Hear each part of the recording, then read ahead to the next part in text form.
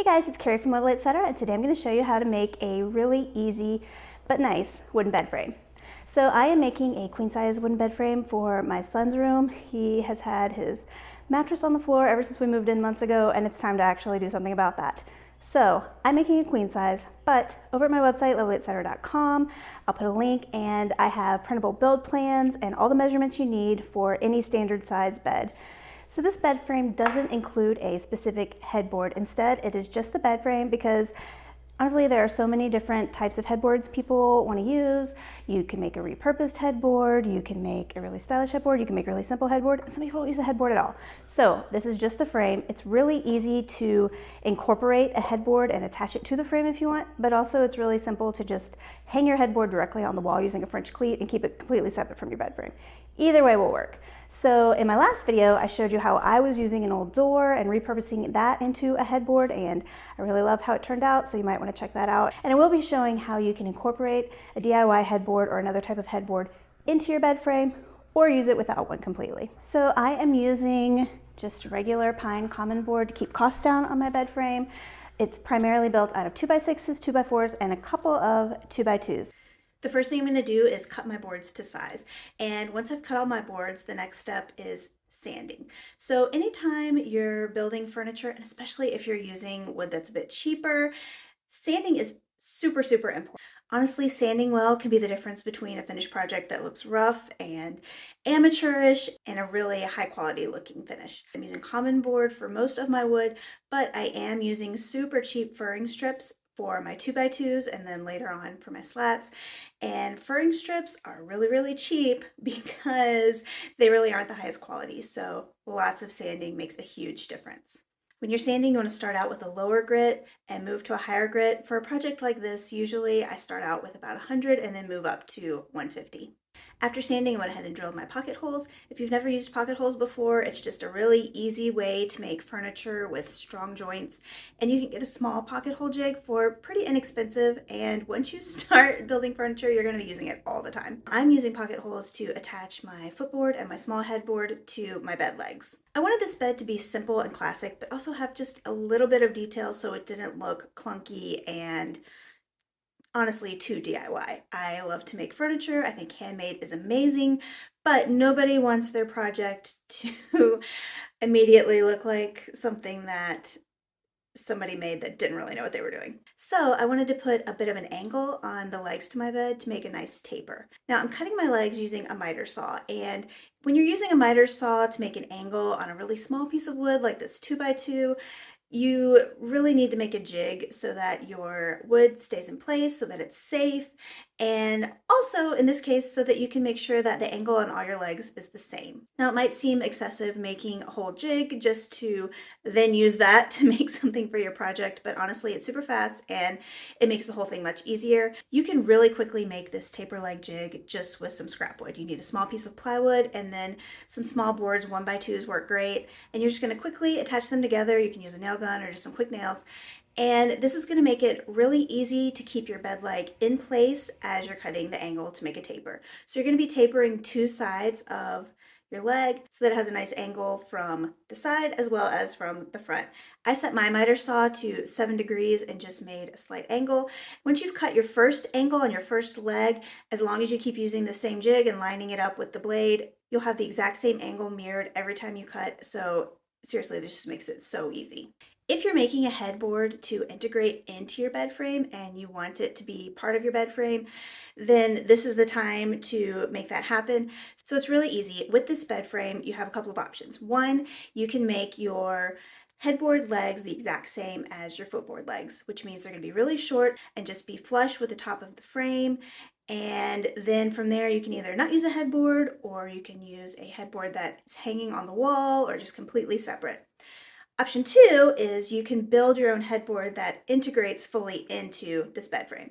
So in my previous video, I made a headboard using an old door, and when I did that, I knew I was going to be making this bed frame, so I made it so that it integrates perfectly. You can make the headboard itself from anything you want, in any style you want. The only thing that needs to be a certain way to integrate with this bed frame is the two legs, and for that, you're just using the same 2x2 lumber, but you're going to cut it to the height you want your headboard to be. And again, I put the same taper on the legs so that it perfectly coordinates with the footboard legs. And really the only difference between integrating a real headboard or not is how long you're making your legs. Okay, let's take a break from building really quick to talk about the finish. I have found after building quite a few pieces of furniture that it is so much easier to finish your furniture, whether you're staining or painting, before assembling it. And sometimes that doesn't work out. A lot of times just simply because I don't know how I want it to look until I put it all together. But in this case, I had already made my headboard, and so I knew that I wanted my bed frame to match the headboard.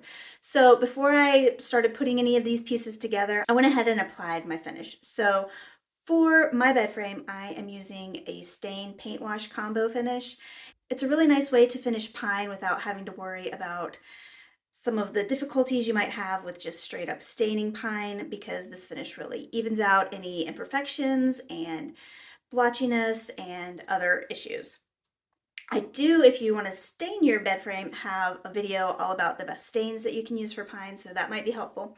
But in this case, what I did was I started with one coat of a water-based stain in a medium brown. I used Behr stain in the color English Chestnut. Now you could use an oil-based stain, but I knew I was going to be following this up with a paint wash, and by using a water-based stain, I was able to really quickly move right to the paint wash since both products are water-based. And if you're using an oil-based stain and then applying water-based products over top of that, you usually need to wait a couple of days to let it dry thoroughly. Once my stain was dry, I went ahead and added the first coat of paint wash. So a paint wash is honestly just watered down paint. It's as simple as that. For my paint wash, I just did 1 part water to 1 part paint.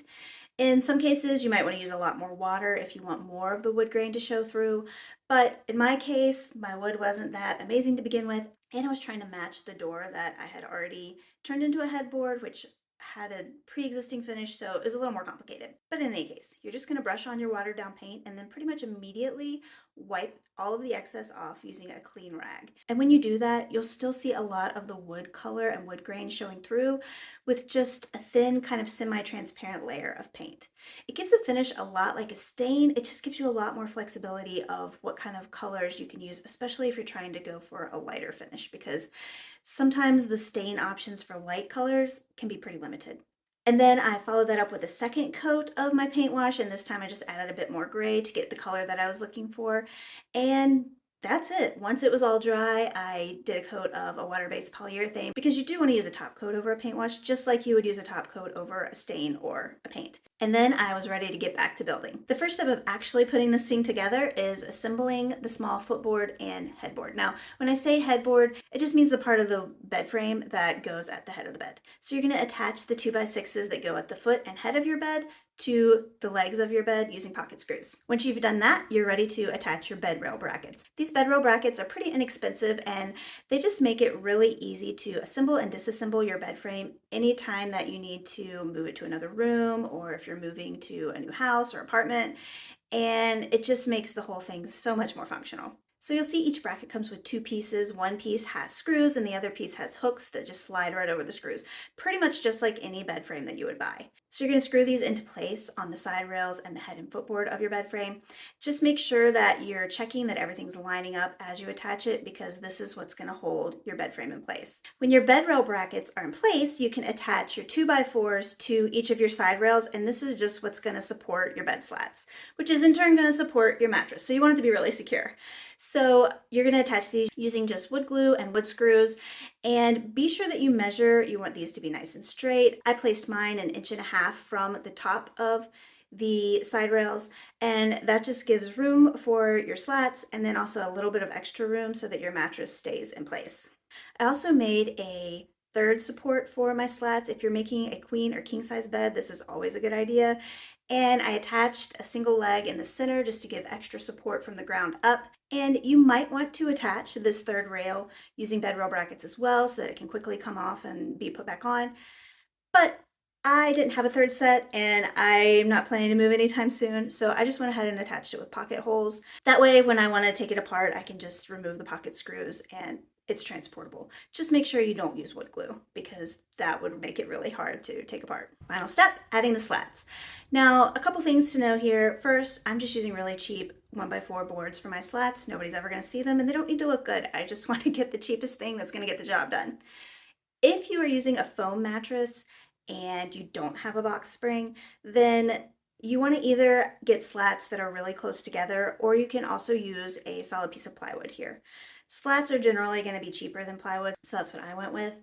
If you have a box spring, you can probably get away with your slats being a little bit further apart. Now, it's a good idea to attach your slats to your bed frame in some way, purely because if you don't, when you try to heave your mattress on there, they're going to slide all around and it's kind of a pain. You can just use a quick nail gun or some screws. They don't need to be super long or heavy duty or anything. It's just to keep the slats in place so that they don't slide around. And that's the bed frame. I am super thrilled with how this turned out. I think it looks beautiful. It's simple, but also has a little bit of style to it. I think this bed frame looks great without a headboard if you just want to keep things simple. And I also love how it came together with the door that I turned into a headboard. I think using a door as a headboard is honestly a really great idea because it's a really affordable way to get a solid wood headboard. But if you don't have a door and you don't want to mess with all that, you can also do something similar just with a really nice piece of plywood, and it's going to look beautiful. And I'm really happy with how this room is coming together. There's still some stuff to do. I've got to figure out a nightstand and, all those finishing touches. But I'm loving the map wall, and I really just love that the mattress is no longer on the floor and it's starting to feel like a real room now. And just a quick reminder, I have written instructions with all the measurements you need over at my website, lovelyetc. And I also have printable build plans that you can use to make building this bed frame super easy. If you haven't, I'd love for you to subscribe to my channel, Lovely Etc., where I share inexpensive DIY ideas for creating a home that you love. See you next time.